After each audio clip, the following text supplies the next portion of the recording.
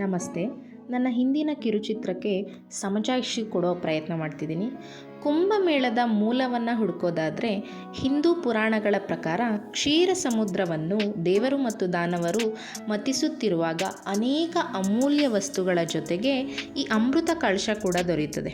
ಈ ಅಮೃತ ಕುಂಭವನ್ನು ದೇವತೆಗಳಿಗೆ ಮಾತ್ರ ನೀಡಬೇಕು ಅನ್ನೋ ಉದ್ದೇಶದಿಂದ ಮೋಹಿನಿ ರೂಪದಲ್ಲಿದ್ದ ವಿಷ್ಣು ಪರಮಾತ್ಮ ಇದನ್ನು ಸ್ವರ್ಗಕ್ಕೆ ಕೊಂಡೊಯ್ಯುತ್ತಿರುವ ಸಂದರ್ಭದಲ್ಲಿ ಕೆಲವು ಹನಿಗಳು ಭೂಮಿಯ 4 ಪ್ರದೇಶಗಳಲ್ಲಿ ಬೀಳ್ತವೆ. ಆ 4 ಪ್ರದೇಶ ಯಾವುದಂದರೆ ಪ್ರಯಾಗ್ರಾಜ್, ಹರಿದ್ವಾರ, ಉಜ್ಜಯಿನಿ ಮತ್ತು ನಾಸಿಕ. ಈ 4 ಜಾಗದಲ್ಲಿ ಅಮೃತದ ಹನಿಗಳು ಬೀಳೋದ್ರಿಂದ ಈ 4 ಜಾಗದಲ್ಲಿ ಕುಂಭಮೇಳವನ್ನು ಆಚರಿಸ್ತಾರೆ. ಇನ್ನು ಕುಂಭಮೇಳದ ಅರ್ಥ ಅಂದರೆ ಕುಂಭ ಅಂದರೆ ಕಲಶ.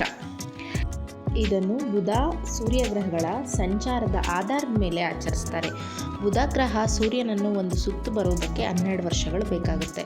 ಆದ್ದರಿಂದ ಕುಂಭಮೇಳವನ್ನು ಪ್ರತಿ 12 ವರ್ಷಕ್ಕೊಮ್ಮೆ ಆಚರಿಸುತ್ತಾರೆ. ಧನ್ಯವಾದ.